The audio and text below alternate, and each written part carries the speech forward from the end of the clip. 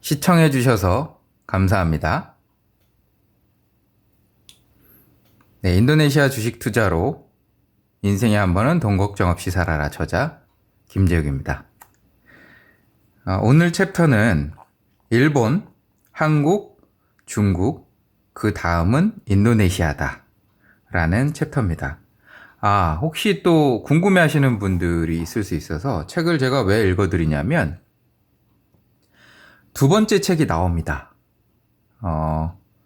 이미 편집 작업에 들어갔고요. 편집, 디자인이나 이런 내부 배치 이런 것들을 하는 거죠. 그렇게 해서 이제 최종 교정 작업을 하면 이제 인쇄가 들어가고, 오늘 며칠이죠? 네. 8월 27일 수요일 11월이래. 11시 40분입니다. 네.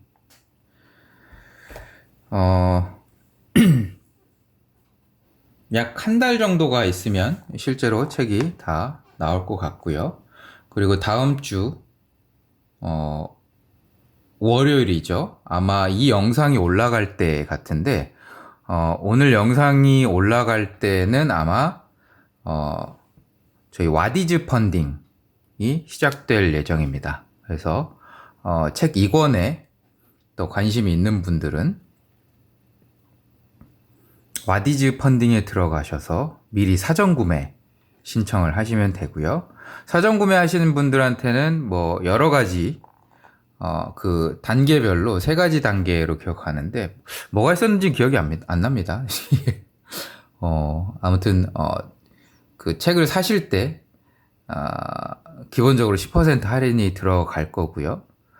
그 다음에 가장 먼저 받아볼 수 있는 그런 분들이 될 겁니다. 왜냐하면 가장 먼저 발송을 할 거기 때문에. 어찌됐건 서포터의 개념으로 사는 거죠. 와디즈 펀딩 자체가 이제 책이 나올 수 있도록, 그 다음에 제품이 나올 수 있도록 서포트를 해주시는 거니까, 그러니까 많은 참여 부탁드리고요. 네, 시작을 하겠습니다. 세계적인 투자가로 유명한 로저스 홀딩스의 짐 로저스 회장은 2007년부터 싱가포르에 정착해 살고 있다. 당시 그는 당신이 똑똑한 사람이라면 1807년에는 런던으로 1907년에는 뉴욕으로 이동했을 것이다. 이제 2007년에는 아시아로 움직여야 한다고 단언했다. 또한 그는 빚은 유럽과 미국 등 선진국에 있고 자산은 아시아에 있다며 아시아로 더 많은 돈이 몰려들 것이라고 진단했다. 과연 짐 로저스 회장의 말은 현실이 되었을까? 이분 지금은 어디 사시는지 모르겠네요. 네. 제가 예전에 족자카르타라는 곳에서 봉사활동을 한 경험이 있습니다. 대학교 때. 그 얘기는 이제 또 길어지니까 제 이제 경험한 얘기하면, 외국인들이 호텔에 있으면서 트레이딩 하시는 분들이 되게 많아요.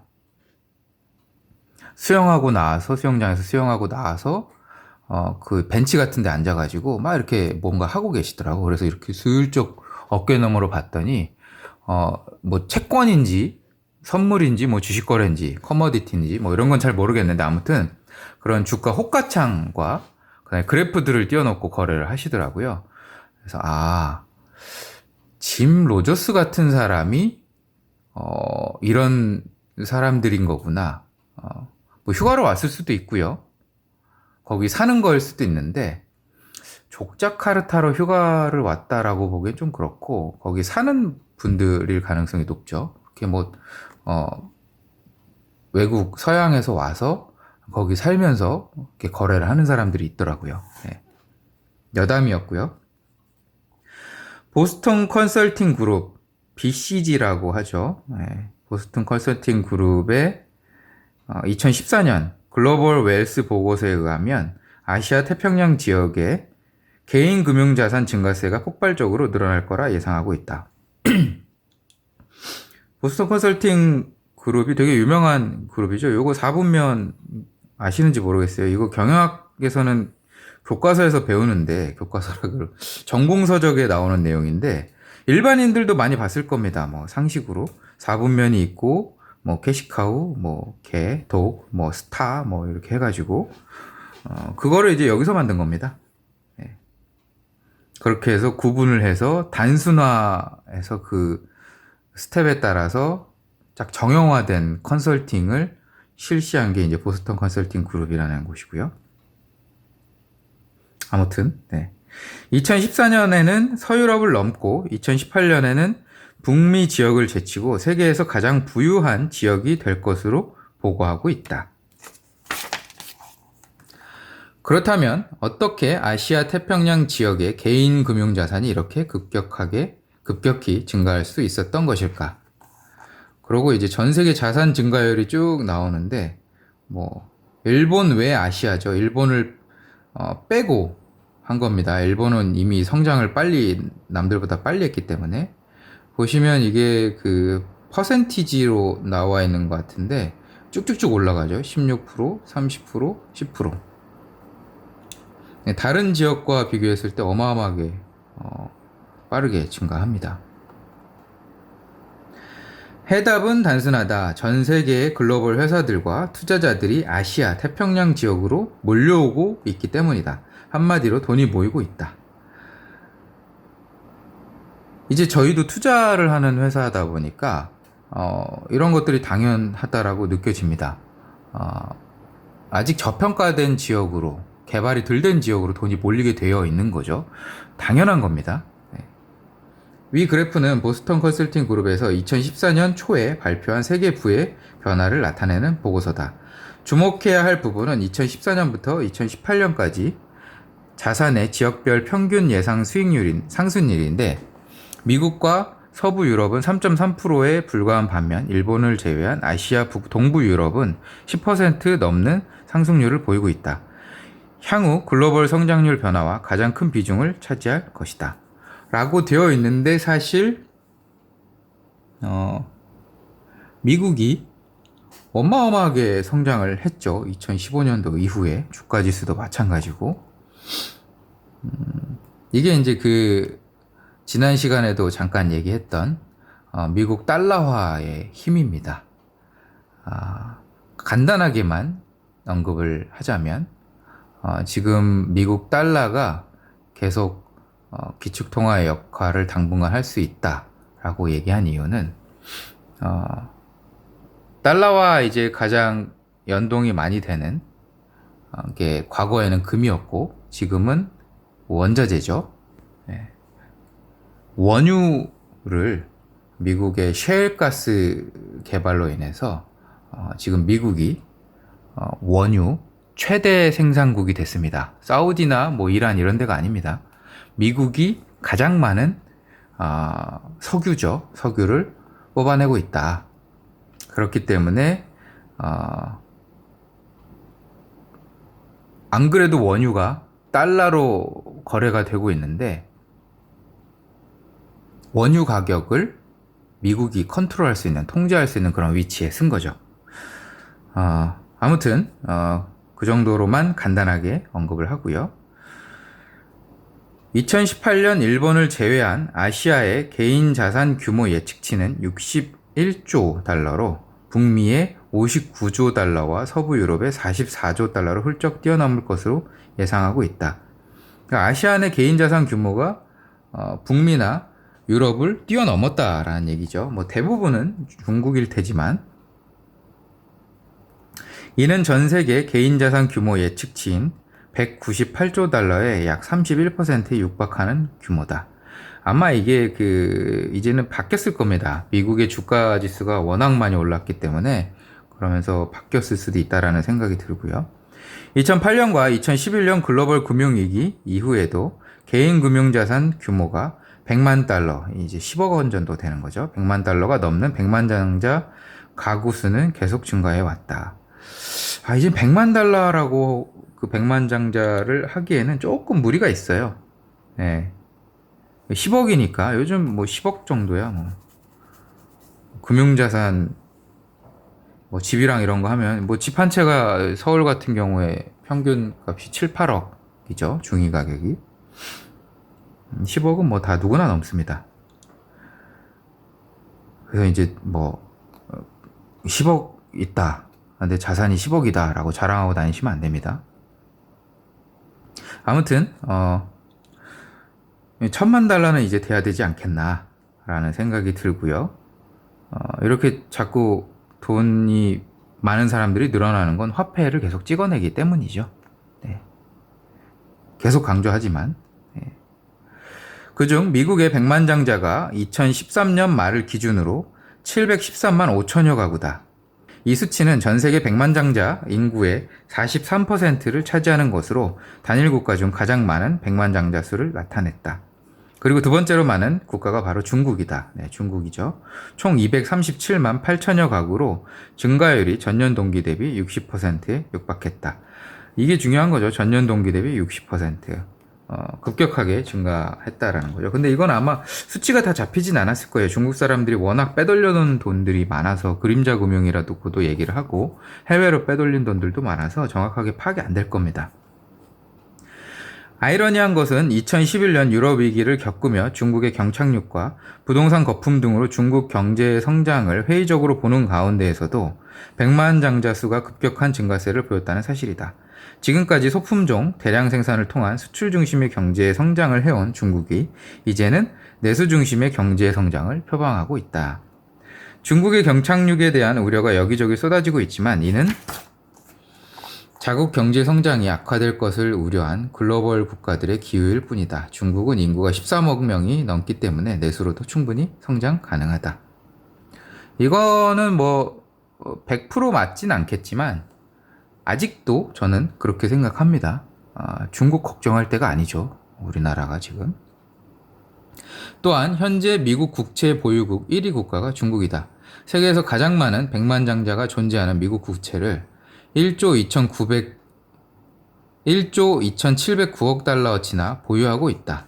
이는 미국은 채무자, 중국은 채권자와 같다고 할 수 있다. 현재 중국은 돈을 무기로 미국의 패권을 쥐고 흔들 수 있는 강력한 국가다 라고 되어 있는데 이번에 한 방에 나가 떨어졌죠. 이 당시에 제가 가지고 있던 생각은 지금은 많이 변화했습니다. 당시만 하더라도 중국이 굉장히 파워풀한 때였어요. 왜냐하면 미국의 금융위기가 왔었죠. 그러니까 글로벌 금융위기의 진원지가 미국에서 시작되면서 서브프라임 모기지론이죠. 서브프라임발 그 금융위기가 시작되면서 미국의 파워가 굉장히 약해져 있을 때였어요.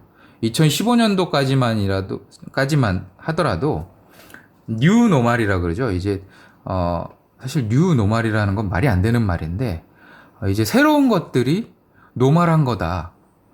라고 이제 하는 세상이었기 때문에 중국이 패권을 가져가더라도 이건 뉴노멀이다. 일반적인 것이라 볼 수 있다. 라는 그런 생각들이 많이 그런 여론들이 많이 있었습니다. 저뿐만 아니라. 지금은 생각이 완전 바뀌었습니다. 뿐만 아니라 중국은 4조 달러에 육박하는 외환 보유고를 바탕으로 브릭스 5개국의 금융과 인프라 건설 지원을 위한 브릭스 신개발은행을 올해 7월 중국 상하이에서 정식 출범했다. 아시아 인프라 투자은행에 이어 중국의 주도로 출범하는 두 번째 국제금융기구다. 이는 미국 주도의 세계은행 WB라고 하죠. 월드뱅크와 IMF에 대응하기 위한 조치다. 여기서는 신흥국 인프라 투자 지원과 달러화의 급격한 변동으로 인한 위기 대응 자금 운영 등이 이뤄질 예정이다. 월드뱅크도 그렇고 IMF도 그렇고 월드뱅크 같은 경우에는 이제 그 국제 기금들을 많이 지원을 합니다. 그리고 IMF도 마찬가지고요. 그리고 또 금융 위기가 오면 IMF의 구제 금융을 받기도 하죠. 실제로 우리나라가 그런 경험이 있고요. 이걸 중국이 똑같이 따라 하겠다라고 만든 게 이제 이런 MBD나 AIIB 아시아 인프라 투자은행이죠. 이런 것들이 바로 그런 컨셉으로 만든 겁니다. 너네만 하냐? 우리도 하겠다. 그러니까 뭐 돈으로 다른 국가들을 쥐고 흔들겠다라는 거죠. 사실 뭐 1대1로라고 하는 그런 정책도 마찬가지입니다. 신흥국들한테 차관을 대줘서 인프라를 개발하게 하고 그 차관을 빌미로 그 국가들을 흔들기 위한 그런 지도를 그리고 있는 게 사실 어떻게 보면 1대1로라고 하고 있는 생각을 하면 되는데 미국에서 지금 작사를 내고 있죠. 이렇게 중간중간 의견을 뭐 이렇게 얘기하는 게 좋을까요? 제가 뭐 맨날 일방향으로 하다 보니까 물론 이제 댓글 달아주시는 분들에게는 제가 달기도 하고 또 저희 그 컨텐츠 팀장이 달기도 하고 하긴 하는데 댓글은 제가 다 봅니다. 댓글로 좀 달아주세요. 의견을 넣으면서 하는 게 좋은지 아니면 그냥 시끄럽고 그냥 내용만 쭉 읽어줬으면 좋겠다. 이런 것들은 좀 의견이 있으시면 댓글로 좀 달아주시기 바랍니다. 현재 중국은 한국의 1990년, 2000년대와 유사한 흐름을 보이고 있다. 알리바바, 바이두, 텐센트 등 각종 IT 기업의 위세가 전 세계를 강타하고 있다. 2014년 9월 19일 상장한 알리바바는 시가총액이 페이스북을 넘었고 구글마저 위협할 정도의 위력을 발휘하고 있다. 경제 규모가 큰 국가의 IT 기업이니 스케일이 한국과는 비교할 수 없을 정도로 무시무시하다. 다만 우리는 중국의 현재 모습이 한국의 1990년도와 2000년대와 유사한 흐름을 보이고 있다는 것을 포착하면 그만이다. 현재 중국은 경착륙 우려, 부동산 버블의 붕괴, IT 거품의 붕괴 등 다양한 위기설이 나오고 있다. 바로 일전에 같은 길을 걸어왔던 국가들의 흐름을 중국 또한 반복할 것이라는 예상 때문이다. 하지만 IMF 외환 위기가 있었다고 해서 한국이 무너졌는가? 일본이 잃어버린 20년이라는 경제 불황기를 거쳤다고 해서 무너졌는가? 중국 또한 이와 같은 버블이 무너지는 순간 또 다른 많은 기회가 발생하여 그 어려움들을 극복할 것이다. 여기까지 읽은 독자라면 세계의 부가 중국으로 이동한다면 당연히 중국에 투자해야지 라고 생각할 것이다. 다만 바둑의 10계명인 위기 10결에 기자 생선, 즉 희생을 감수하더라도 선수를 차지하라 라는 명언이 있다. 미국, 한국, 일본 등을 통해 경험해본 만큼 이제 중국 이후 그 다음 수도 읽어야 하지 않을까. 요거는 그 당시에 후광퉁이 실행이 되면서 중국 투자가 급격하게 많이 늘어날 때예요. 저는 사실 후광퉁 실행 직전에 주가가 급등했을 때 다 처분해 버렸습니다. 왜냐면 이거 실행하면 장이 무너질 수도 있겠다. 왜냐면 후광퉁 시행을 바라보고 불나방처럼 달려들었기 때문에 이거 제가 먼저 언급을 했었나 봅니다. 네. 하다 보니까 계속 이 얘기를 하네. 필자가 2011년 처음 인도네시아에 정착하기로 마음먹고 한국을 떠날 때 주위에 많은 분들이 이렇게 말했다. 못 사는 나라에 가서 고생하겠구나. 인도에 잘 다녀와라. 당시만 해도 인도네시아는 한국에 잘 알려져 있지 않았고 인도와 인도네시아조차 구분 못하는 사람이 많았다. 이 내용에서 뜨끔하시는 분들 있죠. 아직도 인도를 인도네시아라고 생각하는 사람들이 있습니다. 달라요. 이게 이제 한글로 표시하다 보니까 그런데 인도는 영어로 표시하면 인디아죠. 인도네시아는 영어로 표시해도 인도네시아입니다. 다른 국가입니다. 물론 필자 또한 2009년 요구야카르타, 족자카르타죠. 실제 발음은,를 우연히 방문한 경험이 있었는데 그때 보았던 인도네시아는 주위 사람 말대로 거지들의 나라였다. 네, 이게 뭐 적나라한 표현이긴 한데 비하하는 게 아닙니다. 실제 제 그냥 느낌을 적나라하게 좀 표현했던 거고요. 그러나 2011년 인도네시아에 다시 와서 자카르타에 도착하자마자 나의 이런 편협했던 시각은 바로 무너졌다. 이렇게 적나라하게 표현한 이유가 자카르타에 오고 그 생각이 완전 바뀌었다라는 걸 좀 강조하기 위해서 표현을 한 거고요. 자카르타에 도착하여 떠오른 첫 생각은 누가 인도네시아를 못 사는 나라라고 한단 말인가 였다. 인도네시아의 고급 택시, 이제 모범 택시 같은 거죠. 고급 택시의 차종이 무려 벤츠였다. 시내 어디서든 볼 수 있는 큰 빌딩 숲과 외국인 비즈니스맨들을 보며 인도네시아행을 결정한 내 판단과 선택이 틀리지 않았음을 느꼈다. 한국에서 외국인들 보는 거 쉽지 않아요. 제가 여의도에도 자주 가는데 자주 안 보입니다. 뭐 강남에서 근무를 했던 적도 있는데 생각보다 많지 않습니다. 한국은 외국인들이 살기 되게 어려운 나라예요. 그래서 눈에 잘 띄지 않습니다. 물론 이제 뭐 특정 지역에 가면 많이 있겠죠. 뭐 이태원이라던가 뭐 그런 노동자 계급층에서는 뭐 안산이라던가 이런 게 있을 수 있는데, 이 상대적인 걸 얘기하는 거죠. 인도네시아는 진짜 눈에 밟힙니다. 외국 사람들이 너무나 많습니다. 그렇기 때문에 제 첫 인상이 그런 게 되게 뇌리에 많이 남아있는 거죠. 와, 한국에서는 외국인들이랑 얘기해보기도 쉽지 않은데, 물론 이제 대학가는 제외입니다. 대학가는 워낙 외국인들 많이 들어와 있으니까. 인도네시아는 진짜 어딜 가도 외국인들을 볼 수 있구나 라는 그런 생각을 그때 했던 거죠. 지금도 마찬가지입니다. 실제로 한국보다 인도네시아가 외국인들, 이제 제가 말하는 외국인들, 서양인들을 얘기하는 겁니다. 우리랑 다른 그런 인종들, 그런 사람들이 인도네시아에 훨씬 많습니다.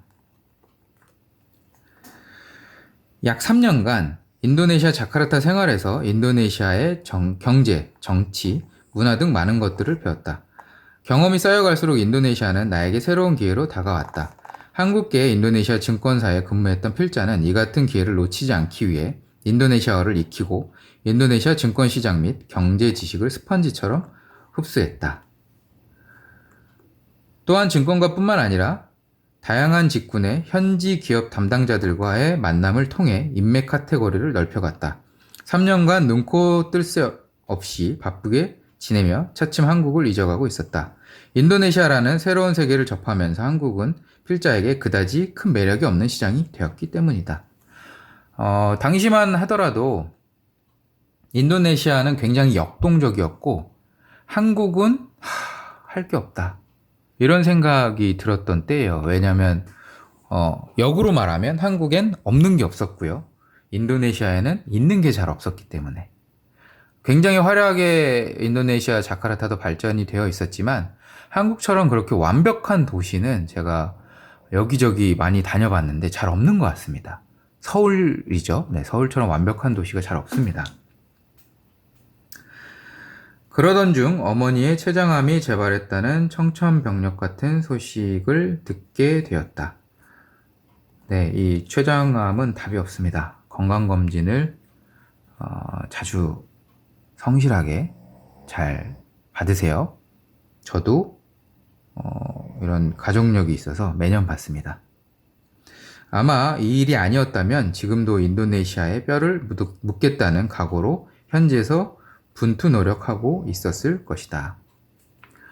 무수히 많은 날을 고민한 결과 한국행을 결정했다. 차마 어머님의 투병 소식을 외면할 수 없었다. 인도네시아는 나에게 제2의 고향이니 다음에 다시 오면 된다라는 생각으로 마음을 달랬다. 이렇게 한국으로 돌아가야겠다는 작정을 하고 바로 실행에 옮긴 일이 인도네시아 주식투자연구회라는 온라인 커뮤니티를 만든 것이었다. 지금도 있죠. 이 카페가 지금도 운영이 되고 있습니다. 자, 한동안 방치했었는데 뭐 직원 교육이나 이런 것 때문에 바빠서 지금은 열심히 또 활동을 하고 있고요. 인도네시아 증권가 경험을 통해 배웠던 지식을 공유하고 동시에 아세안의 중심이 될 인도네시아를 맞이하기 위한 준비 작업을 시작한 것이다. 이때 오픈했던 온라인 커뮤니티가 2년의 시간을 거쳐 인도네시아 대표 투자 커뮤니티로 성장했다. 뭐 대표 커뮤니티라고 되어 있긴 한데 저희 거밖에 없죠. 네. 특히 최근 들어 이곳을 통해 인도네시아 투자를 문의하는 연락을 많이 받는데 바로 이 점이 필자가 몸소 느끼는 큰 변화다. 2000년도 초반부터 현대와 롯데 등 대기업들은 이미 진출을 시작했고 2010년도 이후에는 중소중견기업의 진출이 줄을 이었다. 지금도 인도네시아 진출을 계약하고 있는 다양한 산업 분야의 제품들을 컨설팅 해주는 일이 계속 증가하고 있다. 당시에 이제 현지 진출하는 컨설팅을 제가 전문적으로 했었기 때문에 이런 내용을 넣은 거죠. 여기에 더하여 개인 투자자들의 문의 및 상담이 급증하고 있다. 발빠르고 돈 냄새 잘 맞는 사람들은 이미 움직이고 있는 것이다. 네, 스마트머니라 그러죠. 지금은 이제 조금 시장이 많이 열린 것 같은데, 당시만 하더라도 이제, 교육 수준이 높은 분들의 문의가 대부분이었습니다. 네. 제가 책을 내기도 전이었으니까, 그렇게 보시면 될 것 같습니다. 네. 오늘은 이 정도로 하고 마치도록 하겠습니다. 제가 이제 중간에 문의를 드린 부분이 있는데 쭉 읽는 게 좋으냐 아니면 제 의견이나 이런 경험담을 하는 게 좋으냐, 요런 것들은 댓글로 한번 남겨주시면 반영을 해서, 그 피드백을 반영해서 다음부터는 적용을 하도록 하겠습니다. 끝까지 시청해 주셔서 고맙습니다. 안녕.